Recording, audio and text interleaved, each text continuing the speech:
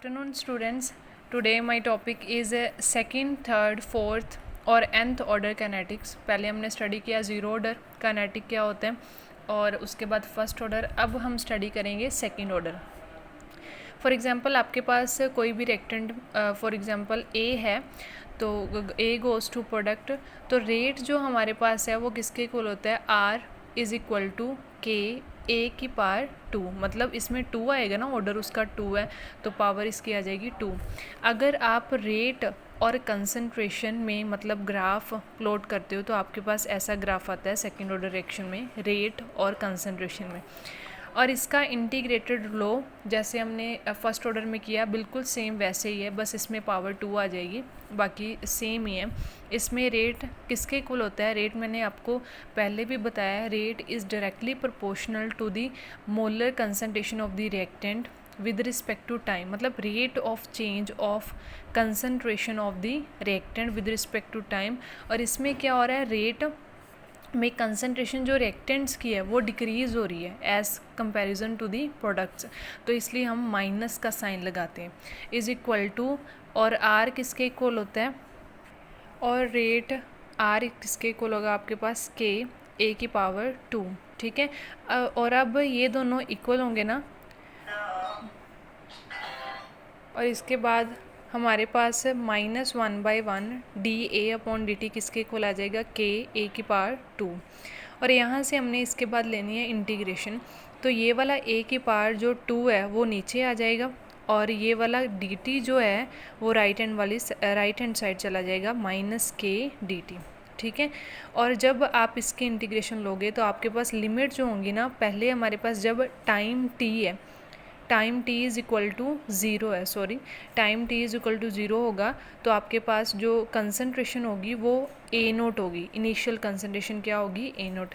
और जब आपके पास टाइम t ज़ीरो से t तक चला जाएगा तो आपके पास जो कंसंट्रेशन होगी वो ए रह जाएगी, जो रिमेनिंग कंसंट्रेशन आ जाएगी, फाइनल नहीं होगी, रिमेनिंग रह जाएगी। ठीक है, तो आपके पास इंटीग्रेशन आएगी कंसंट्रेशन की, ए note to A naught is the initial concentration or A is the remaining one, and the limits of time are 0 to t k dt। ठीक है, उसके बाद आप इंटीग्रेशन लोगे, इंटीग्रेशन में क्या होगा, आपके पास जो ये वाला है 1/a की पावर जो 2 है, इसको आप लिख सकते हो a की पावर -2 जब ऊपर चला जाएगा। ठीक है, लिख सकते हो ना 1/a की पावर 2 को a की पावर -2।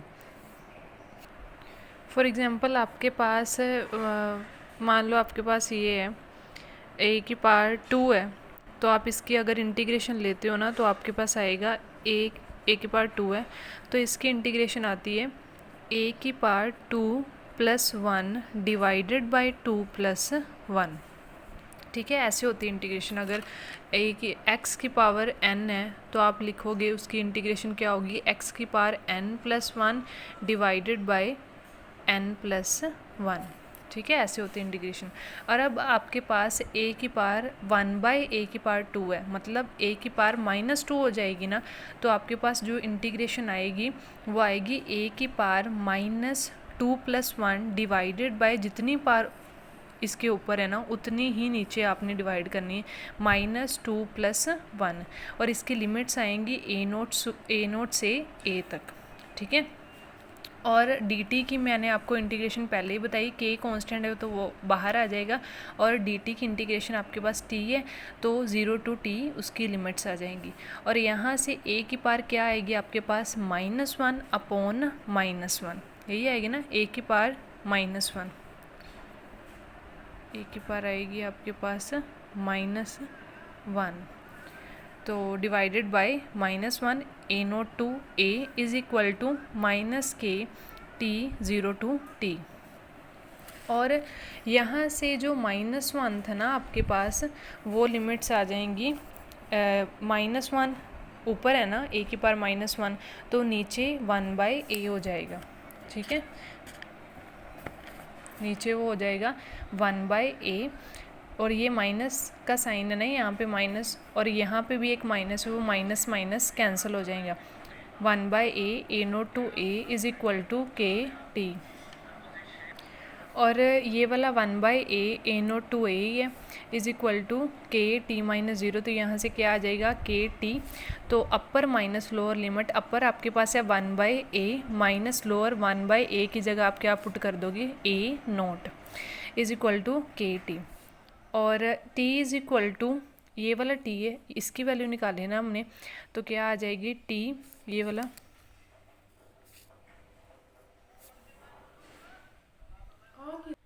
तो आपके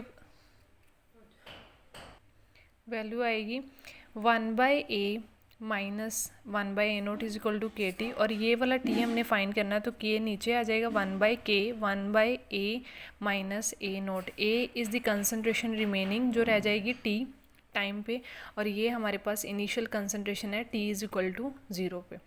और यहाँ पे आपके पास ये वाली आई है ना term 1/a is equal to, इसको मतलब इस इक्वेशन को आप अरेंज करके ऐसे भी लिख सकते हो 1/a, ये वाला माइनस वाली टर्म है ना ये उधर चली जाएगी राइट हैंड साइड में, तो के टी प्लस 1/a नोट। और ये वाली टर्म देखो y is equal to m x plus c, ठीक है, मतलब आप कंपेयर कर सकते हो इस इक्वेशन को। और हमारे पास जो ग्राफ है ना सेकंड ऑर्डर में, वो आपने 1/कंसंट्रेशन वर्सेस, क्योंकि 1/कंसंट्रेशन है आपके पास, वर्सेस टाइम में लिखना है। तो यहाँ पे देखो आपके पास जो k की वैल्यू है ना वो पॉजिटिव वैल्यू आएगी, और जब k की वैल्यू पॉजिटिव है तो आपके पास ग्राफ अपवर्ड आएगा। यहाँ पे 1/कंसंट्रेशन वर्सेस अगर टाइम में आप ग्राफ करते हो तो आपके पास मतलब ये वाली जो कंसंट्रेशन है वो रिमेनिंग,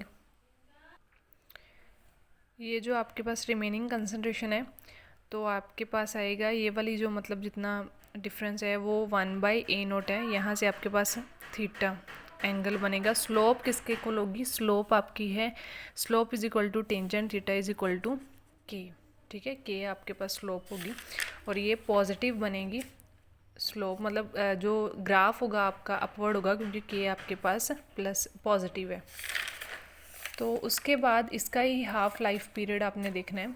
हाफ लाइफ पीरियड में देखो टी हाफ हो जाएगा, मतलब जो टाइम है टी हाफ हो जाएगा, और कंसंट्रेशन जो आपके पास रिमेनिंग कंसंट्रेशन है वो इनिशियल कंसंट्रेशन का हाफ हो जाती है, ठीक है। पहले भी हमने फर्स्ट ऑर्डर में किया है, तो बस वही इक्वेशन लेनी है आपने जो फर्स्ट वाली हमारे पास जो आपने मतलब प्रूव की है, तो उसमें बस वैल्यू टी की टी हाफ पुट कर देनी है और ए की जगह पे आपने ए नोट बाई 2 पुट कर देना।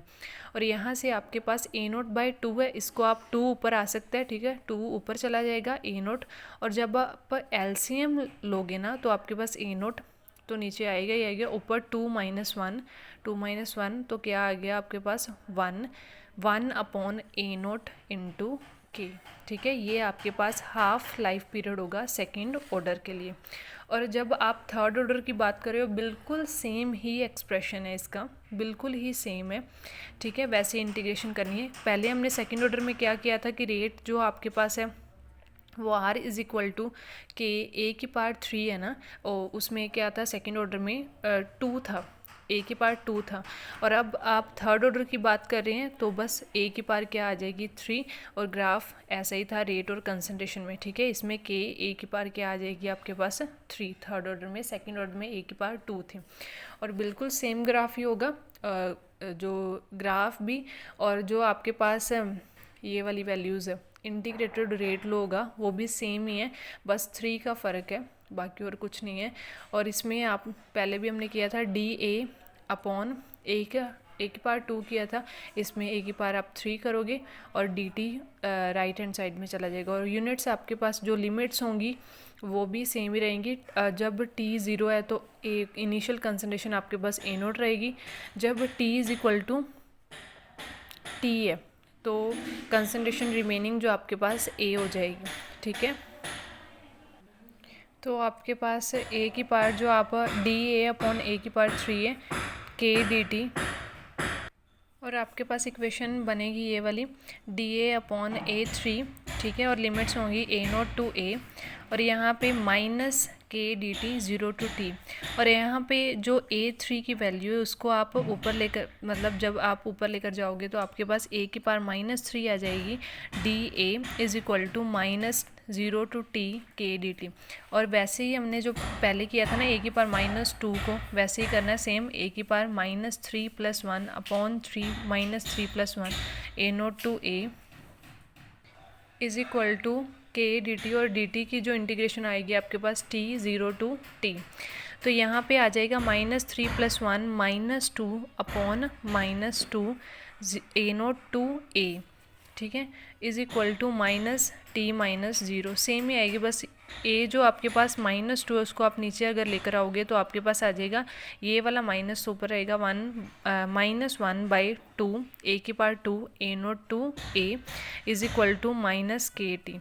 और आपके पास ये वाला माइनस और ये वाला माइनस कैंसिल हो जाएंगे और upper limit minus lower limit आ जाएगी 1/2 a square -1/2 a0 square is equal to kt, ठीक है।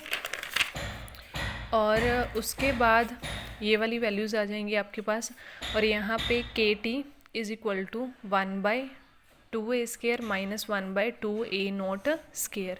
और 1/2 आप बाहर जब कॉमन निकालोगे तो आपके पास आ जाएगा 1/a स्क्वायर -1/a0 स्क्वायर।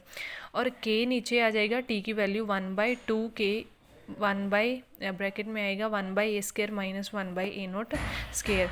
और इस इक्वेशन को जब आप रीअरेंज करो तो आपके पास ये वाली इक्वेशन आ जाएगी 1/a square is equal to 2kt + 1/a0 square. यहाँ पे भी आपके पास जो k की वैल्यू वो प्लस है, तो सेम ही ग्राफ बनेगा जैसे हमने पहले किया था। इसमें क्या आएगा, पहले 1 कंसंट्रेशन वर्सेस टाइम किया था, इसमें आपके पास a की पावर 2 है, तो आप क्या करोगे 1 कंसंट्रेशन का स्क्वायर वर्सेस टाइम कर दोगे, ठीक है। तो ये वाला अपवर्ड ही ग्राफ बनेगा, बिल्कुल डाउनवर्ड नहीं बनेगा क्योंकि k की वैल्यू पॉजिटिव है। तो ये ग्राफ बनेगा जैसे हमने सेकेंड ऑर्डर में किया था। और इसका भी हाफ लाइफ पीरियड सेम है, ये आप खुद से भी ट्राई करना, ठीक है। t की वैल्यू t 1/2 पुट करके और a की वैल्यू जहाँ पे a है वहाँ पे a0/2 पुट करनी है, तो आपके पास ये रिलेशन बन जाएगा, ठीक है। और nth ऑर्डर की अगर आप बात कर रहे हो तो मतलब फर्स्ट ऑर्डर के लिए नहीं, nth इज़ जो nth ऑर्डर होगा, सेकंड ऑर्डर, थर्ड ऑर्डर, मतलब फिर आप देख सकते हो उसके बारे में कि जो सेकंड ऑर्डर में आपके पास है, सेकंड ऑर्डर में हमारे पास वैल्यू थी t is equal to 1/k 1/a minus 1/a0। और थर्ड ऑर्डर जब n की वैल्यू आपके पास 3 है तो आपके पास t की वैल्यू थी 1/2k ब्रैकेट में है 1/a square minus 1/a0 square. और nth ऑर्डर में क्या होगा आपके पास, जब आपके पास सेकंड ऑर्डर है तो यहाँ पे 1 है, मीन्स n-1 टर्म ही बनेगी ना। तो जब आपके पास 3 है यहाँ पे क्या है 2, तो जब आप 3 - 1 करोगे तभी तो आपके पास 2 आएगा, मतलब n-1 वाली टर्म ही बनेगी ना, ठीक है। तो यहाँ पे nth ऑर्डर के लिए 1/n-1k ब्रैकेट में है 1 सेम ही टर्म्स है, यहाँ पे भी 2 था, यहाँ पे भी, और यहाँ पे स्क्वायर में भी, ये पावर में भी है। और 1/a की पावर n-1 और -1/a0 n-1, ये nth ऑर्डर के लिए फॉर्मूला। और जब आपको nth ऑर्डर के ये फॉर्मूला याद है तो आप सेकंड ऑर्डर के लिए रिलेशन भी निकाल सकते हो और थर्ड ऑर्डर के लिए, मतलब फर्स्ट ऑर्डर के लिए नहीं, आप कर सकते हो ये मतलब फॉर्मूला यूज़। आप second order, third order, fourth order up to मतलब 10 ऑर्डर आप कर सकते हो अगर आपको ये फॉर्मूला याद है। 1/n-1 के ब्रैकेट में है 1/a की power n-1 minus 1/a0 n-1। तो जब आप n की वैल्यू यहाँ पे 2 पुट करोगे तो आपके पास 2 - 1, तो ये वाली टर्म बन जाएगी। जब आप 3 पुट करोगे तो ये वाली, अगर 4 पुट करोगे तो आपके पास फोर्थ ऑर्डर वाली बन जाएगी, ठीक है। ऐसे nth ऑर्डर में आप काफ़ी सारे रिलेशन, काफ़ी सारे ऑर्डर्स निकाल सकते हो उनका रिलेशन।